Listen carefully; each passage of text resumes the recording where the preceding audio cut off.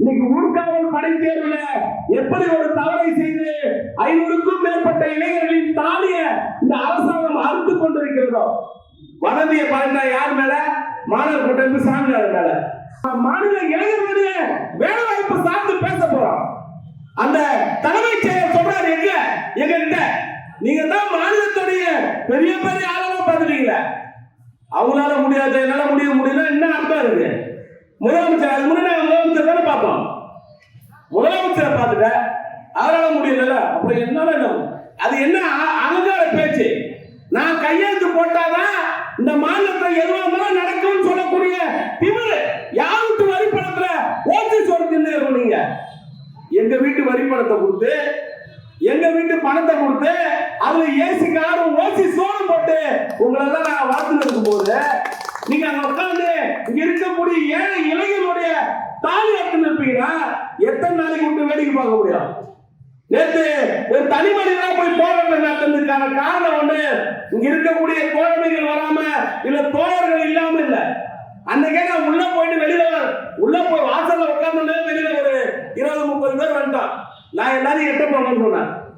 ஏன்னா என்னுடைய மாநில இளைஞர்களுடைய வாழ்வு எனக்கு முக்கியம்.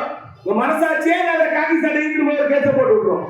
ஏன்னா அவங்க அங்க ஜால்ரா போடணும், அவங்க அங்க ஜால்ரா போடணும். இங்க இருக்கிற நாளைக்கு போலீஸ் ஆனாலும் அதே கேட்டான். இங்க இருக்கிற நாளைக்கு போலீஸ் ஆனாலும் அந்த துறைக்கு நான் வந்து என்ன பண்றது, மேலதிகாரி சொன்னாரு போட குத்து கேச அவங்க ஈஸியா போட்டு போட்டாங்க.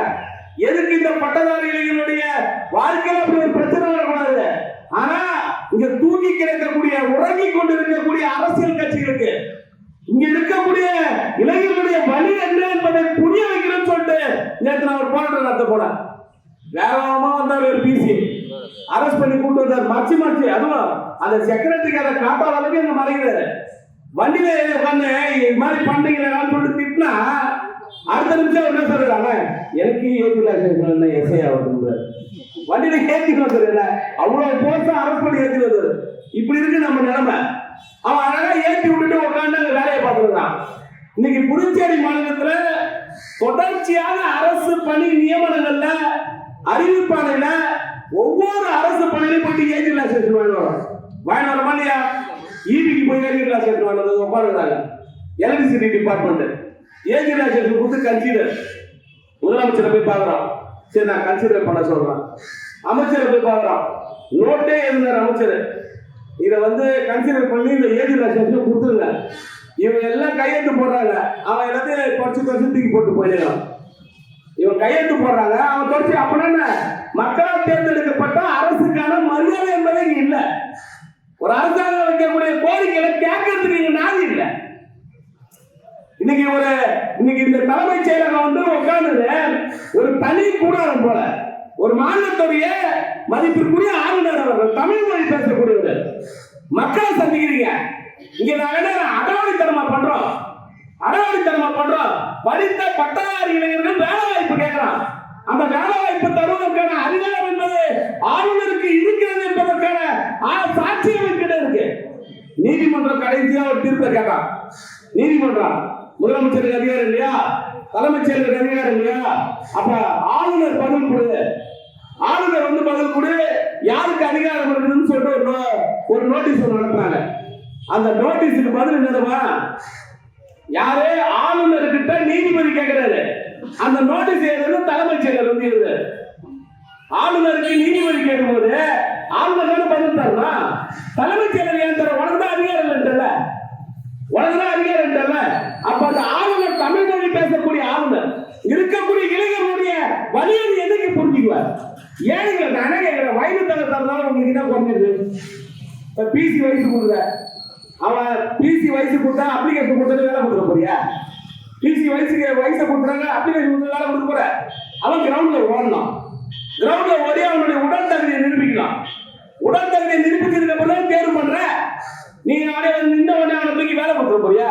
அதுக்கு அடுத்தது அவன் வந்து ரிட்டன் எக்ஸாம் எழுதுறான். ரிட்டன் எக்ஸாம்ல பாஸ் ஆனதுக்கு அப்புறம் தான் நீ வேலை கொடுக்க போற. இந்த 2 தேர்வு பாஸ் ஆனதுக்கு ஒரு போலீஸ் ஆக முடியும், ஒரு எஸ்ஐ ஆக முடியும், ஒரு ஏட் ஆக முடியும், ஒரு ஹோம்கார்டு ஆக முடியும். எதுவும் இல்லாம இன்னைக்கு தூக்கி வந்து நாங்களும் அரசு பணி கொடுக்குறோம் அப்படின்னு சொல்லி உங்க இஷ்டத்துக்கு ஒரு கட்டமைப்பு உருவாக்குறீங்க. கிட்டத்தட்ட 3 ஆண்டு காலம் போராடி வயது தலைவர் வாங்கின பிசிக்கு 22 வயதாக இருந்த ஆறாறு எத்தனை போராட்டம், வீதியில உட்காந்து மொட்டை அடிச்சோம், திருவாடி எழுதி பிச்சை எடுத்தோம்.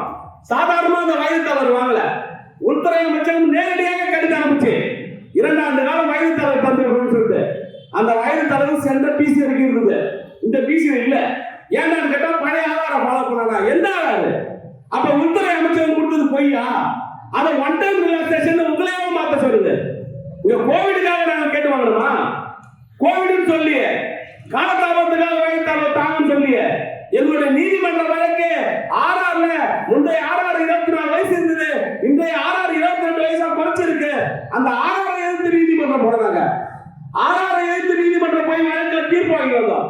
அந்த தீர்ப்பை கூட ஏற்பது இந்த ஆளுநர் மதிக்க மாட்டாங்க. அந்த தீர்ப்பை மதிக்க மாட்டாங்க. அதை மதிக்காத உள்துறை அமைச்சருக்கு போனோம், தலைவர் ஜனாதிபதி கிட்ட போனோம், அத்தனை கடிதங்கள் அனுப்பணும். அந்த கடிதத்தின் வாயிலாக எங்களுக்கு உள்துறை அமைச்சரும் நேரடியாக கடிதம் அனுப்பிச்சு, என்னுடைய அமைப்புக்கு நேரடியாக கடிதம் அனுப்பிச்சு, அரசாங்கத்துக்கு அனுப்பின மாதிரி உள்துறை அமைச்சரும் அமித்ஷாவுடைய கையொப்பத்துடன் எங்க அமைப்புக்கு அனுப்புறாங்க. 2 ஆண்டு கால வயதை உயர்த்தி கொடுத்திருக்கிறோம். அந்த உயர்த்திய வயதை யார் குறைக்க சொல்றீங்கள? உயர்த்திய வயதை அந்த குறைக்கிறது மூலமா உங்களுக்கு என்ன லாபம்? இன்னைக்கு 8 யூனியன் பிரதேசம் இருக்கு இந்தியாவில். இந்த 8 யூனியன் பிரதேசத்துல 7 யூனியன் பிரதேசம் 25 வயது ஸ்டார்டிங் ஏஜ், 25 வயசு 7 யூனியன் பிரதேசத்துல. புதுச்சேரிக்கு மட்டும் 22. நாங்க வேற அப்படி கடை போடணும்னு கேட்கறாங்க. எங்களுக்கு இந்திய தானே ஏத்துக்கிறீங்க. நாங்க இல்ல பிரெஞ்சு அரசாங்கத்துல வந்தவன் இவனுக்கு தனியா செலவு கொடுக்கணும் எங்களை ஒதுக்குறீங்களா? அப்படி இல்லைன்னா எங்க பிரெஞ்சு அரசாங்கத்தை விட்டு போங்க, எங்களையே பிரிச்சு தூக்கி போட்டு போங்க. உங்களால எங்களை வழிநடத்த போகனா எங்களையே புதுச்சேரி மக்களை மாற்றாந்தாய் பார்வையில பாக்குறீங்க. ஒரு சோதனை கூடமா வச்சிருக்கீங்க புதுச்சேரி மாநிலத்தை. இவ்வளவு சுமைகளையே தொடர்ச்சியா சுமத்தினே இருக்கீங்க. இன்னைக்கு ஒரு ஆசிரியர் வயது 54 வயது கொடுத்தது தமிழ்நாட்டில் ஒரு ஆசிரியராவது ஒரு பிஎஸ்சி முடிச்சாதான் ஒரு வாத்தியார் ஆக முடியும். அந்த பிஎஸ்சி முடிக்கிற 29 வயசுல தான் பிஎஸ்சி முடிக்க முடியும். ஆனா நோட்டிபிகேஷன் போறான் 18 வயதுல இருந்து 30 வயது, 29 வயதுல ஒரு பிஎஸ்சி முழுமையா முடிச்சுட்டு வர முடியும். அவன் அதுக்கப்புறம் சீனியர் என்ன டீனேஜ் என்ன ஊர்பட்ட பிரச்சனை இல்லைங்க. அவனுக்கு வயசு கொடுக்குறான் 30 வயசு. அதை விட கம்மி போஸ்டிங்க பிஎஸ்சி டிஜிடியை விட கம்மி போஸ்டிங்க, அதுக்கு 38 வயசு. இந்த அறிவாளி கோமாளியை வச்சு நீ எத்தனை நாளைக்கு ஓட்ட முடியும்? கோமாளி பைத்தியக்காரர்கள் அதிகாரத்தை உட்கார வச்சு ஊர்காவல் படை தேர்வுல நோட்டிபிகேஷன் ஒன்று கொடுத்தான். எக்ஸாம் ஒரு மாதிரி நடத்துறான். எக்ஸாம்ல வேற ஒரு நோட்டிபிகேஷன் கொடுத்த சப்ஜெக்டே இல்ல, வேற ஒரு விதமான தேர்வு நடக்குது. உள்ள போய் உட்கார இளைஞர்கள் அதுல எனக்கு நான் குழப்பமாயிட்டேன், கொஸ்டின் பேப்பர் புரியலன்னு வரான். அதுல திறமை உள்ளவன் அந்த அந்த பாடத்தை தெரிஞ்சவன் அதை எழுதிட்டான். ஆனா அறிவித்த பரிசு தேர்வு நடத்தணும், தேர்வு நடத்தாது தப்புன்றதை நாங்கள் கண்டிச்சோம். முதல் நாள் நட்டு விட்டோம்ல, இந்த புதுச்சேரி அரசாங்கம் மாநில முதலமைச்சர் போனோம். அதெல்லாம் ஒன்றும் பண்ண முடியாது, இங்கிலீஷ் ஜெனரல் நாலேஜ் இருந்தாரு. காரி துப்புனார் எங்க சர்ச்சு, காரி துப்புனார். எவனா சொல்றது இங்கிலீஷ் சர்ச்சு ஜெனரல் நாலேஜ்னு சொல்லிட்டு வீடியோ விடவா? ஜட்ஜி பேசுற வீடியோவா? நீதிமன்ற அவமதிப்பு என்ற அடிப்படையில் நாங்கள் வீடியோல வச்சிருக்கிறோம் கையில.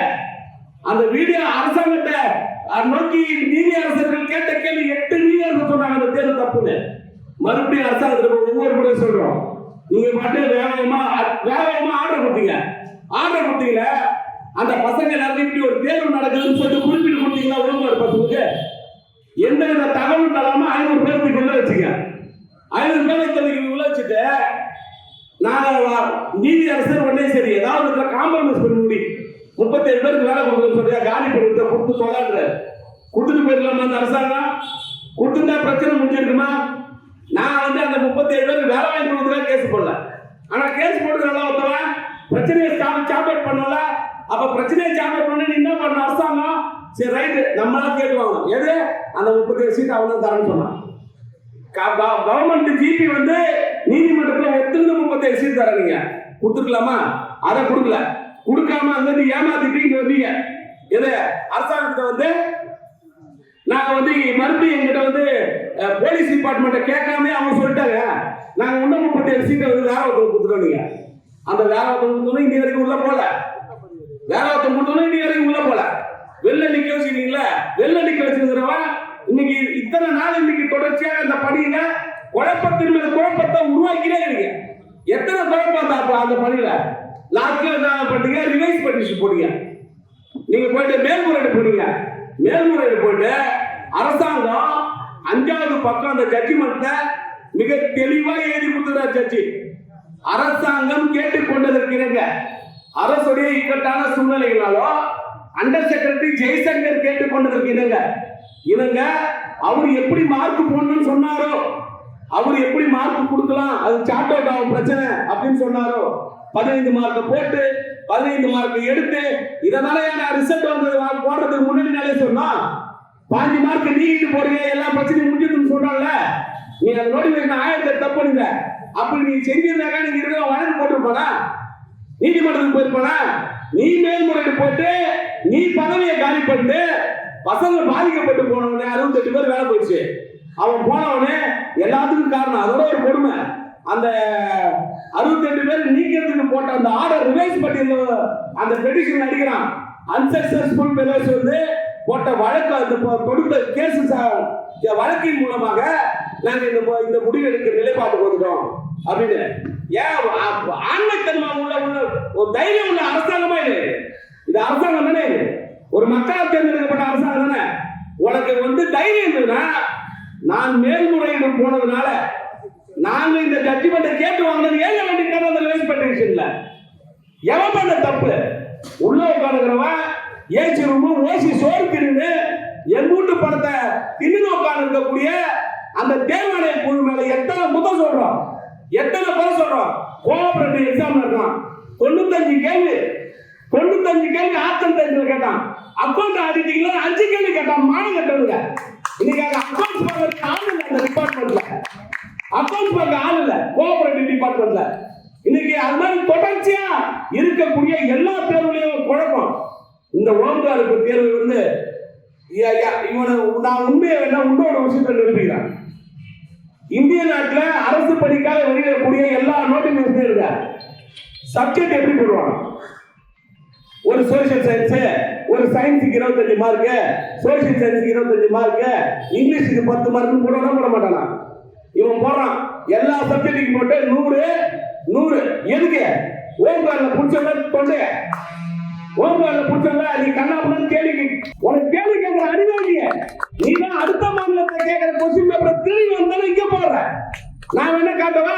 ஓம்காடு கொஸ்டின் பேப்பர் எந்த ஸ்டேட்ல வந்து கொடுக்குவா? எந்த ஸ்டேட்ல வந்து கொஸ்டின் பேப்பர் கொடுக்குவா? முன்னாடியே எவனால அதை படிச்சிருந்தானா சூப்பர் மார்க் எடுத்து போயிருப்பான். எல்லாம் வெவ்வேறு மாநிலத்துல நெட்ல இந்த டவுன்லோட் பண்ணி அதை திருடி நீங்க உட்காந்து இங்க ஒரு 3 லட்சம் 2 லட்சம் சம்பளம் வாங்கினீங்க கூட்டு படத்துல வருமானத்தை ஈட்டிக்கின்னு நீங்க அநியாயம் பண்ணி உட்காந்து நான் விட்டு வேலைக்கு பார்க்க முடியுமா? நீதிமன்றத்தை வழக்கு போட்டோம். லாக்டவுன் போனாங்க போன 68 பசங்க ஓம்காடு பசங்கள சாமிநாதன் பக்கம் மட்டும் போகக்கூடாது, உங்களை ஒழிச்சது அவர் தான் சொல்லிட்டாங்க. இது வந்து அவங்களுக்கு வந்து ஸ்லோகன் மாதிரி ஏற்றது அந்த பசங்க மண்டையில ஸ்லோகன் மாதிரி மண்டையில ஏற்றிருந்தாங்க. அது திடீர்னு அண்ணன் எங்களுக்கு என்ன பண்ணுது வழக்கு போடணுமா?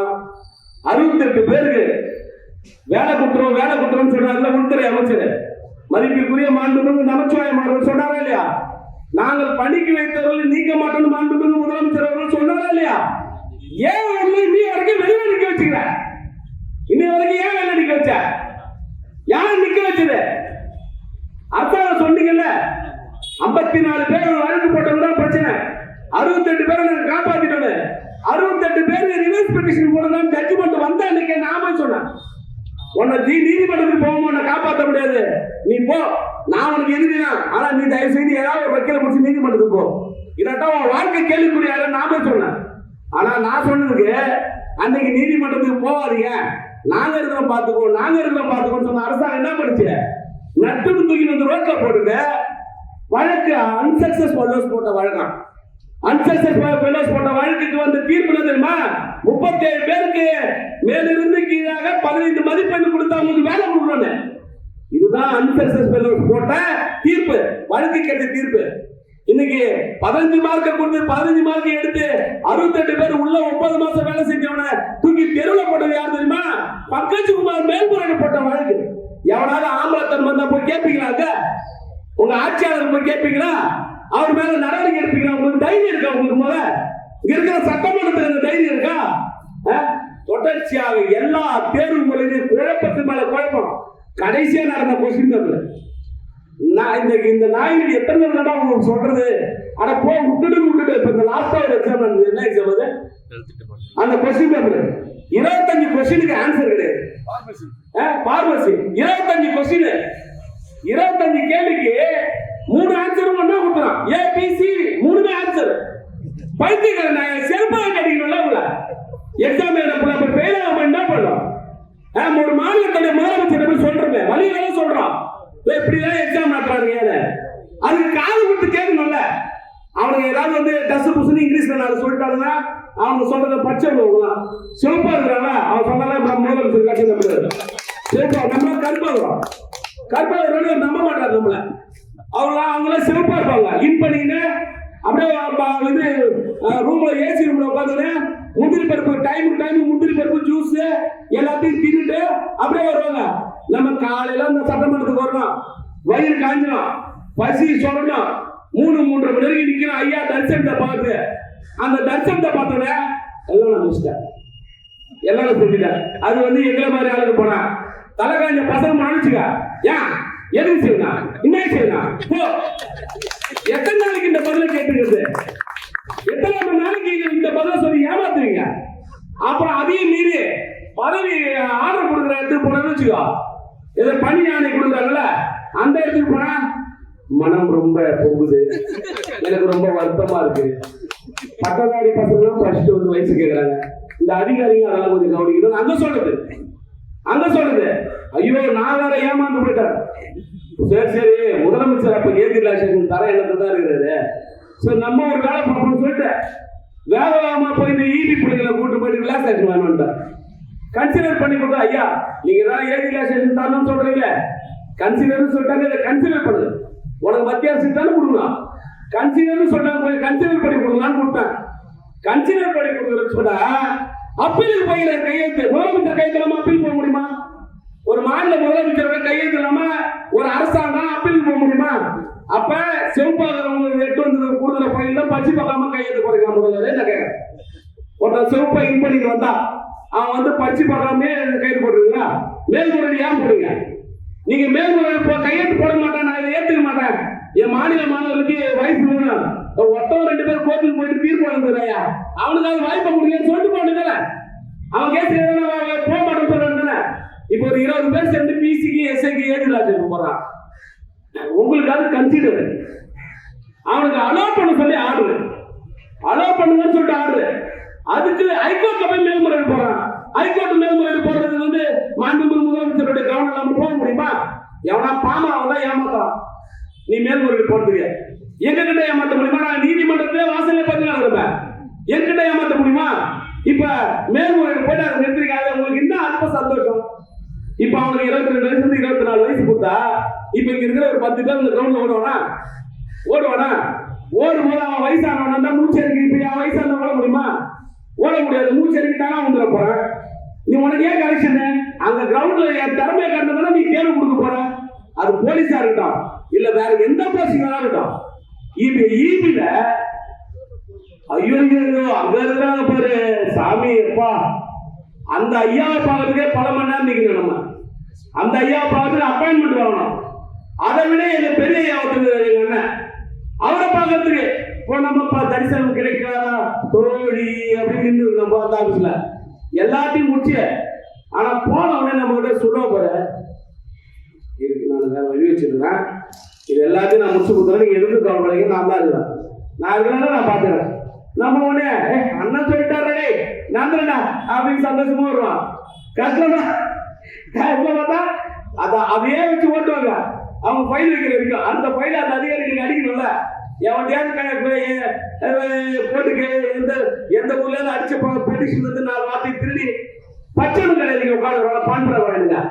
எங்கேயாவது நம்ம அங்க இருந்து இங்க இருந்து பொறுக்கி அதுல இருக்கிற ஃபைல போட்டு அந்த அப்ளிகேஷன் பெட்டிஷனை ரெடி பண்ணிட்டு அந்த பெட்டிஷனை வச்சுக்கின்னு அப்படியே டீசெண்டா நாங்க வந்து ரெடி பண்ணிட்டோம், நாங்க வந்து இந்த ஃபைல வச்சோம்னா இவங்க அப்படியே காட்டுவாங்க.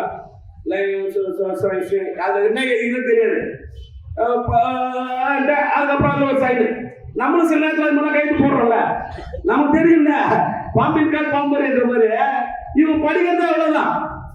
இவங்க இஷ்டத்துக்கு எல்லாத்துக்கும் கையெழுத்து போடுறாங்க. லாஸ்ட்ல அப்பீல் போனதுக்கு அப்புறம் நம்ம இது மாதிரி திட்டுறோம்ல, அப்படியே இன்னைக்கு ஒரு நாள் நம்ம மாநில முதலமைச்சர் கேட்பாரு, நான் அப்படியே சொல்றான் அதுல அப்பீலுக்கு நானா கையெழுத்து போடுங்க, அது இவங்க எதையா மாத்திரம் தெரியலாம் வாய்ப்பு இருக்கலாம். ஓகேவா? ஊர்காவல் படிக்கிறதுல நான் தொடர்ச்சியா ஒவ்வொரு நிகழ்வுக்கும் இப்படி நடக்கும் அப்படின்றத அமைச்சர் சொல்றார், முதலமைச்சர் சொல்றார், அதிகாரிகளை சந்திச்சு சொல்றார், ஒவ்வொரு நிமிஷம் சொல்லுறேன். இப்ப சொல்றேன் 29 ஊர்காவல் படை தேர்வு கோர்ஸ் கூட நடக்கும். வர 29 சுப்ரீம் கோர்ட்ல 500 பசங்களுடைய வேலை போகிறதுக்கு வாய்ப்பு இருக்கு. தடை கிடைச்சுன்னா உங்களுக்கு தப்பிச்சிக்க, ஒருவேளை ஸ்டே விட்டானா தப்பிச்சிக்க. இந்த ஜட்ஜ்மெண்ட்டுக்கு அவன் டைரக்டா 8 ஜட்ஜி சொல்லிக்கிறான் இந்த எக்ஸாம் தப்புன்னு. அப்புறம் தான் கவர்மெண்ட் சொன்னதை காம்ப்ரமைஸ் பண்றதுக்கு ஒரு ஜட்ஜ்மெண்ட், கவர்மெண்ட் சொன்னதுக்கு இணங்க ஒரு ஜட்ஜ்மெண்ட். அதை எப்படி ஏற்றுவான்?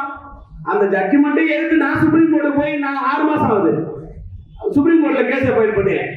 இவங்க போயிட்டு ஜட்ஜ்மெண்ட் இப்படி வந்ததுக்கு காரணமே சாமிநாதன் தான் சொல்றாங்க. இங்க என்ன தீனாத்தோட கூட போன் பண்ணி கேட்டாரு, இந்த 68 பேர் வேலை போடுறது நீங்க தான் காரணம் சொல்றாங்க. ஒரு நாள் போர்டு கேட்டீங்களா? இப்ப அந்த 68 பேருக்கு அந்த ஜட்ஜ்மெண்ட்டுக்கு தான் சுப்ரீம் கோர்ட் போயிட்டா வழக்கு போட்டு அடுத்தது. இந்த வழக்கு போட்டு முன்னாடி நான் போயிட்டு அமைச்சர் முதலமைச்சர் பார்த்து சொன்னேன், இந்த ஜெனியூன் கேஸ் இது, நாளைக்கு சுப்ரீம் கோர்ட் போனாக்கா திடீர்னு கோஸ் ஆயிடும், 500 பசங்க வாழ்க்கை, தயவு செஞ்சு யோசிங்க, அந்த ஜட்ஜ்மெண்ட் எலெக்ஷன் டைம்ல வரும், நாளைக்கு பாதிப்பீங்கன்னு சொன்னேன். 68 பேர் நீக்கிறதுக்கு 2 வாரத்துக்கு முன்னாடி போய் மாண்புமிகு அமைச்சர் அவர்ல அந்த கஸ்டம்ஸ் ஆபீஸ்ல இது கமர்ஷியல் டாக்ஸ் ஆபீஸ்ல பார்த்தேன். பார்த்து இப்படி ஒரு ஜட்ஜ்மெண்ட் வரப்போகுது, 68 பேர் வெளில போவான்னு அப்புறம் அப்படியே கரெக்டா எண்ணிக்கையே சொன்னேன். 68 பேர் வெளில போவான். நீங்க ரிவைஸ் லிஸ்ட்ல 69.5 மார்க் வெளியிடுவீங்கன்னு சொன்னேன். எங்களுக்கு தகவல் இல்லாம சொல்றோம்.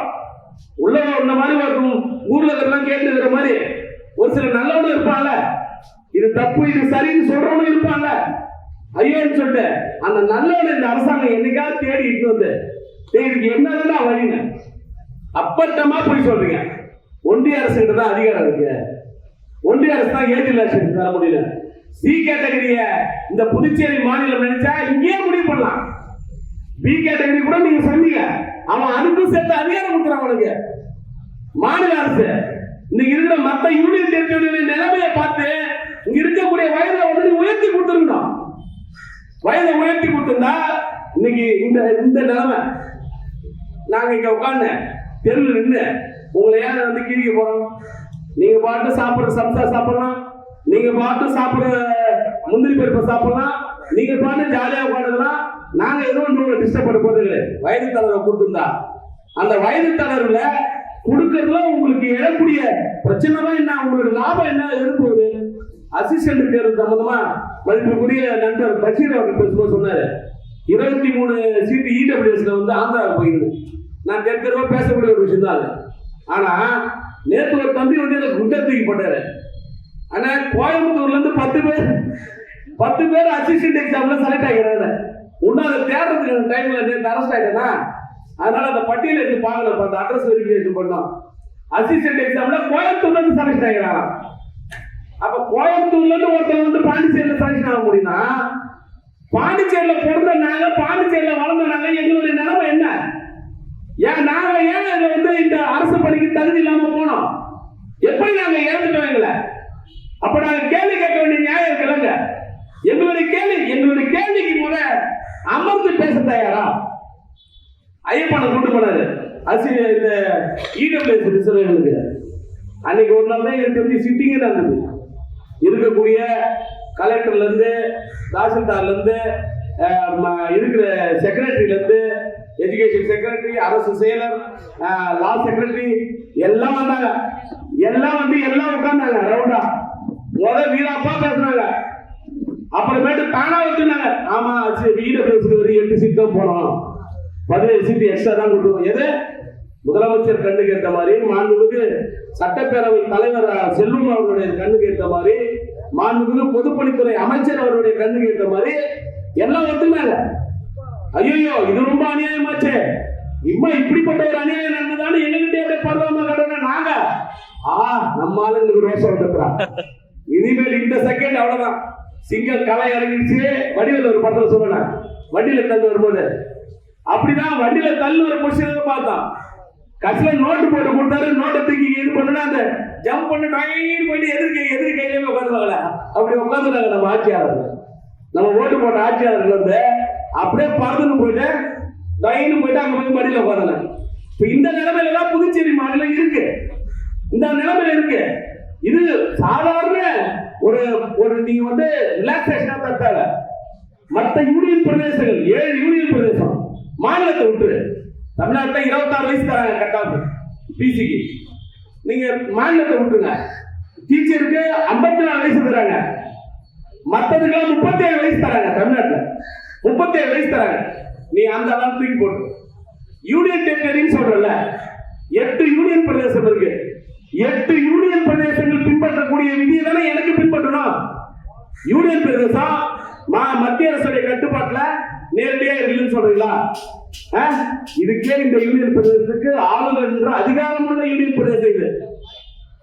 இவன் வந்து நக்கில உட்காந்துக்கிறான், அவன் வயசு கொடுக்குறான். அப்ப என்னன்னா அங்க ஆட்சி அதிகாரத்துல உட்கார்றவன் அந்த மண்டோடைய அந்த மக்களுடைய அந்த உணர்வுகளையும் அவங்களுடைய வாழ்வாதாரத்தையும் மதிக்கக்கூடியவன், அவங்க நேசிக்கக்கூடியவன். இங்கே உட்காந்துக்கிறவனா சீட்டை பார்த்துக்கணும், சொத்தை பார்த்துக்கணும், அவன் காசை பார்க்கணும், இப்படி வந்து உட்காந்துக்கிறதால தான் இன்னைக்கு இந்த நிலைமை. இன்னைக்கு இந்த இத்தகைய சூழ்நிலை வந்ததுக்கு காரணம் இதுதான். இதனால இன்னைக்கு நம்மளுடைய நிலையில இருந்து வரணும்னா இங்க இருக்கக்கூடிய இளைஞர்கள், நாம இன்னைக்கு எனக்கு ஏஜ் இல்லை, எனக்கு என்ன வயசு ஆகுது? 50 வயசு ஆகுது. இந்த 49 50 வயசு ஆக போகுது. எனக்கு வேலை கிடைக்க போதா? இல்ல. நான் ஏன் தெருவா இறங்கி போராடுறேன்? இங்க இருக்கிற தலைமுறைக்கு, எதிர்கால தலைமுறைக்கான பாதுகாப்பு என்பது வேணும். இங்க அவசியம் இருக்கு இந்த மண்ணில். அப்ப நான் பாதிச்சா மட்டும்தான் ரோடு வந்து நிற்பன்ற நிலையை விட்டுட்டு இருக்கக்கூடியவர்கள் இதை பிரச்சாரமா கொண்டு போயிட்டு மாநிலம் தழுவிய பிரச்சனையா மாற்றணும். ஓட்டு கேட்டு வர ஒவ்வொருத்தரையும் கேள்வி எழுப்பணும். எதுக்காக நீ கேள்வி எழுப்புன்னு சொல்லிட்டு ஒவ்வொரு தொகுதியில் இருக்கக்கூடிய சட்டமன்ற உறுப்பினர்களை போய் முற்றுகை எழுந்தோம். ஏன் வயது தலைவரும் புதுச்சேரி மாநில இளைஞர்களுக்காக கேட்கல? இப்படி கேட்கக்கூடிய நிலைமை புதுச்சேரி அரசு உருவாக்காது நம்பின. அது மதிப்புக்குரிய 67 அறிவுமணி ஏதோ போராட்டம் அறிவிச்சு போனாரு. கட்டாயமா அப்படின்னா நடக்கிறதுக்கு வாய்ப்பு இருக்கு. இதே மாதிரி நிலை போயிருந்தா அன்றைக்கு அடைக்க வச்சுன்னா எங்களுடைய நிலைமை என்ன ஆகும்? அன்றைக்கு அடைக்க வச்சு ஒடுக்க வச்சுன்னா என்ன எங்க நிலைமை? இப்படி இந்த சூழ்நிலைக்கெல்லாம் இந்த இளைஞர்களை தள்ளாம, இந்த இளைஞர்கள் சாதாரண விஷயம் கேட்கிறாங்க, ஏஜ் ரிலாக்ஸேஷன். இந்த ஏஜ் ரிலாக்ஸேஷனை ஆளுநர் நினைச்சா ஒரு அரை மணி நேரத்தில் உட்காந்து பேசி முடிக்கலாம். பட்டதாரி முடிச்ச பசங்க கோல்டு மெடலிஸ்ட், நான் ஒரு 2 டீச்சரை பார்த்தேன், கோல்டு மெடலிஸ்ட். நான் கோல்டு மெடல் அதாவது என்னன்னா வெளியில திடீர்னு அழுதுனே வருதுங்க. ஏமா அழுது வரீங்கன்னு கேட்கிறேன். இல்ல நான் ஒண்ணு இல்லைண்ணா, இல்ல இங்க வா, ஏன் அழுகுற, என்ன யார் ஏதாவது சொன்னாங்களான்னு கேட்கிற. மறுபடியும் நம்ம கண்ணீரை பார்த்தாலும் அந்த நின்றுவோம், நம்ம கேரக்டர். வந்த உடனே கேட்கிறேன், அந்த பொண்ணு எங்க அப்பா எவ்வளவு கஷ்டப்பட்டாருந்தாங்க இந்த படிக்க கேட்டுக்கு. எங்க குடும்பத்துல எனக்கு அம்மா கிடையாது, அப்பா மட்டும்தான்.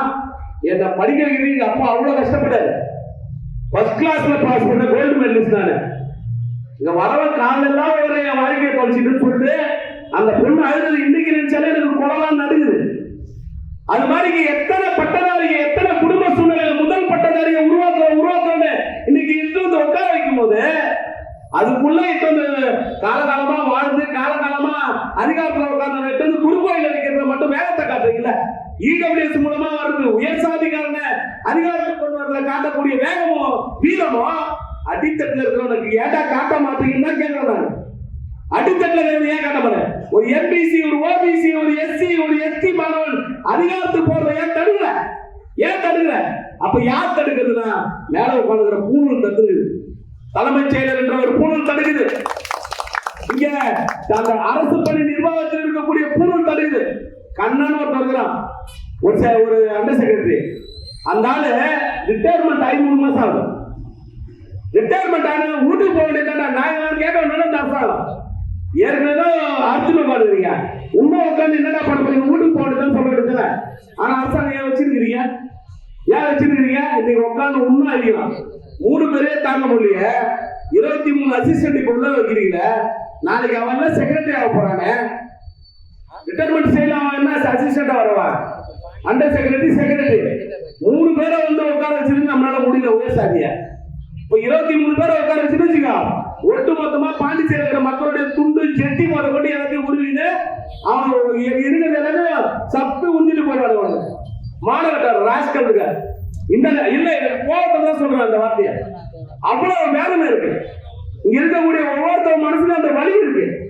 ஒவ்வொருத்தர் மனசுலயும் வாழ்க்கையை தொலைச்சிட்டு ஒரு 18 வயசை கடந்தாலே ஒரு பையன், ஆம்பளை பையன் வேலைக்கு போகணும், வீட்டுல கவனிச்சுக்க, அவன் நிலைமை எப்படி இருப்பான்னு சொல்லிட்டு ஒரு நாள் சிந்திச்சிருப்பீங்க. தப்பாங்க தட்டு ஒரு சத்தமே வித்தியாசம் வரும். இன்னும் அவனு 18 வயசுல கொஞ்சம் லைட்ஸா சவுண்ட்ல வரும், 24 வயசுல டெம்முன்னு வரும், 25 வயசுல தூக்கி போடுவாங்க.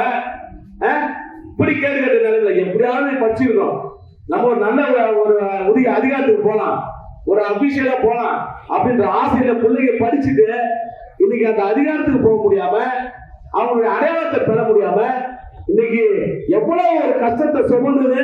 இன்னைக்கு எப்படியாவது ஒரு வேலை கிடைச்சிடும் சொன்னா அந்த வேலையை கொடுக்கறதுக்கு ஒரு வயசை ஒரு காரணம் காட்டுறீங்க.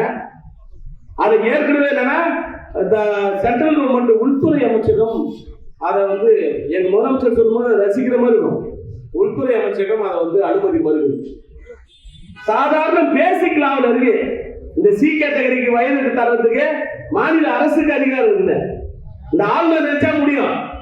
ஒரு டைரக்டர், ஹெல்த் டிபார்ட்மெண்ட்ல ஒரு டைரக்டர் நீங்க கேட்டவங்களுக்கு மாத்தலாம், அடுத்த நிமிஷம் ஓடி போயிட்டு எனக்கு வீட்டுல உட்காந்து யார்த்தையும் பேச மாட்டேன்னு முடிக்கல உட்காந்துங்களே. மாண்பு முதலமைச்சர் இத்தனை பிள்ளைங்க வேலை வாய்ப்புகள் அலைகிறாங்க, இவங்களுக்காக ஒரு நாள் போய் முடிக்கணும் உட்காந்துக்கலாம். ஆளுநர்கிட்ட பேசுறதுங்க, ஆளுநர் முடிக்கூட தேவை, சந்தோஷமா போய் பேசுங்க. ஐயோ ஏஜ் லாசன் இன்னைக்கு விட முடியாது, இன்னையோட முடியாது. தெரு தெருவா தொகுதியா மைக்க போட்டு 4 பேரையாவது கூட வச்சுட்டு சங்க திட்டுவோம். நீ எத்தனை வழக்கு வேணா போட்டுக்கோ. நேற்று கூட என்ன கைது பண்ணப்போ நான் காவல்துறை சொன்னேன், எப்பா நீ கைது பண்ணியா என்ன தயவு செஞ்சு வெளில விடுறாத. நான் வெளில விடுன்னு கேட்கவே இல்லை. எனக்கு நீ வெளில விடுறா நான் ஆளுநர் மாளிகையில போய் உட்காந்துருவேன். வெளில விட்டனா ஆளுநர் மாளிகையில போய் உட்காருவேன். எப்படி உட்கார போறோம் அடுத்தது அது என்னைக்கு நடக்க போகுதுன்னு தெரியல. அது கண்டிப்பா நீங்க பிரிவெண்ட் அரசு போட்டு டெய்லி போட்டே இருக்கிறது. பிரிவெண்ட் அரசு என்னைக்கு எங்க போய் ஏறுவதுன்னு தெரியாது. சாமியாருடைய பழைய போராட்டங்களை தயவு செய்து இந்த அரசாங்கம் திரும்பி பார்த்துட வேண்டாம். இந்த அரசாங்கத்தையும் நான் எச்சரிக்கையா சொல்றேன். எந்த நேரத்தில் எந்த அலுவலகத்துடைய கூரை இடங்கள் தெரியாது, எந்த அலுவலகத்தை அதிகாரிகள் மடக்கி நிற்கும் தெரியாது, முற்றுகையிடும் தெரியாது. அப்படிப்பட்ட சூழ்நிலையை உருவாக்காம அது மாண்புமிகு முதலமைச்சர்களுக்கு அது அனுபவம் உண்டு. ஏன்னா அவருடைய காரியம் நான் 2 முறை மறைச்சு ஒரு நபர்கள் நிறுத்திருக்கிறேன். அதனால இந்த மாதிரி சூழ்நிலைகளை எங்களை கொண்டு போவோம். இது எச்சரிக்கையாவே சொல்றேன். வேண்டாம் ஏதாவது வழக்கு போடுவோம்.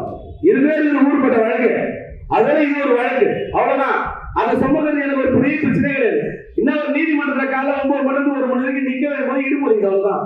வயசாயிடுச்சு கொஞ்சம் என்ன. ஆனா அங்க இப்ப சேர் போட சொல்லிட்டோம், ஒரு நீதி பெஞ்சு போட்டாங்க. அதனால அந்த உட்கார்ந்து எங்களுக்கு பிரச்சனை கிடையாது. எங்களுக்கு வழக்காடுவதற்கு 1008 வழக்கறிஞர் தம்பிகளை உருவாக்கி வச்சுக்கிறான். தம்பி ஏதோ ஜெயலலிதாரு இன்னொரு சிகாமணிக்கிறாரு அப்படின்னு ஊர்பட்ட வழக்காடுகள் வச்சுக்கிறான். உயர் நீதிமன்றம், உச்ச நீதிமன்றம், இது எல்லா கோர்ட்லயும். அதனால அரசாங்கம் தயவு செய்து இதை உங்களை அச்சுறுத்தல் சொல்ல, தயவு செய்து வழிய சொல்றோம்.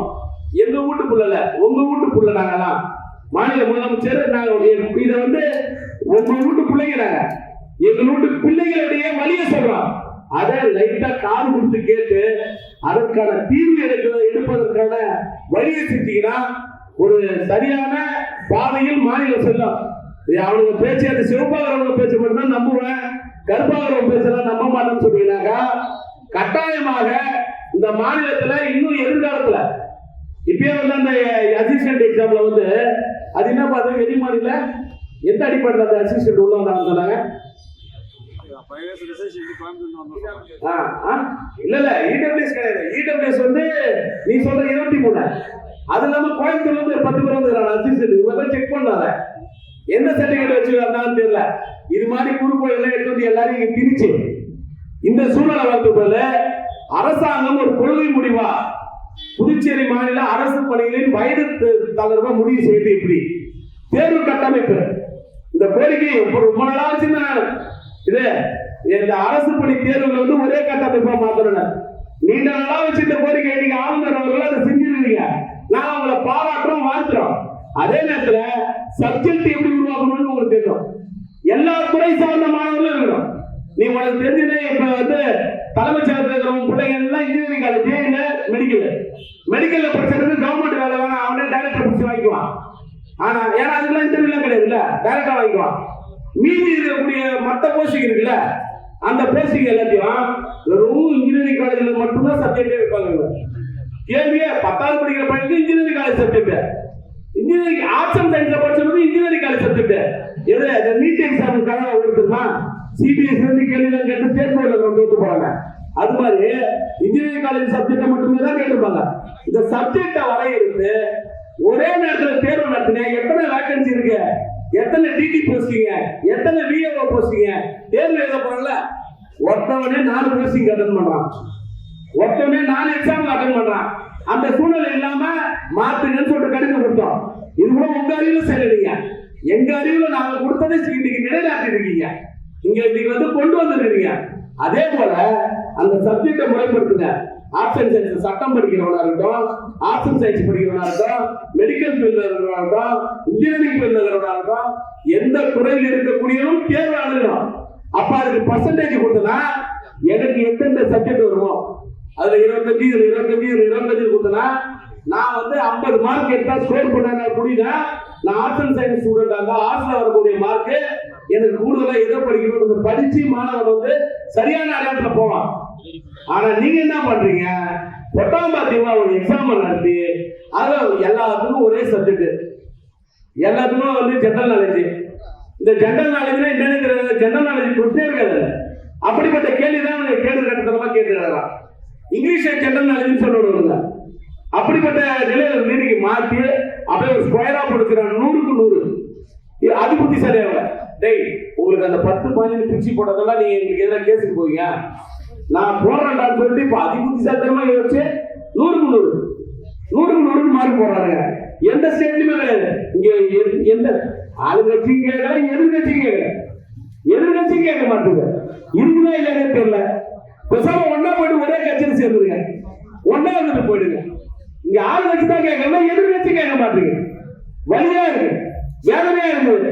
எனவே அரசாங்கம் எங்கள் வேதனையை புரிந்து கொண்டு இவர்களுக்கான வயது தளர்வு தர வேண்டும். அனைத்து பணிகளிலும் வயது தளர்வு தரலாம். தொடர்ச்சியாக நீதிமன்றம் செல்வோம், சட்ட போராட்டம் நடத்துவோம். கூடுமான அளவு நீ வயது தளர்வு தராமல் நிறுத்துற வரைக்கும் உனக்கு எடுத்துக்கிட்டே இருப்போம். நீங்க எடுக்கக்கூடிய அரசு பணிகளை ஏற்கனவே அசிஸ்டன்ட் எக்ஸாமுக்கு எதிராக ஒரு வழக்கு பதிவு செய்யப்பட்டிருக்கு.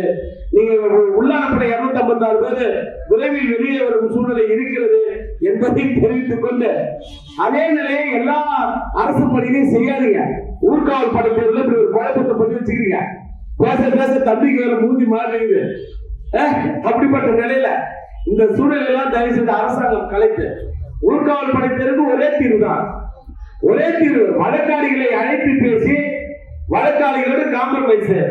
ஆனவரி போஸ்ட் கௌரவ பதவி கூட்ட 54 பேர், 54 பேருக்கு வேலை, 68 பேருக்கு வேலை கொடுத்து காம்ப்ரமைஸ் பண்ணி முடிச்சு போடுவே. இந்த பிரச்சனை உங்களுக்கு வேகன்சி கிடைக்குது.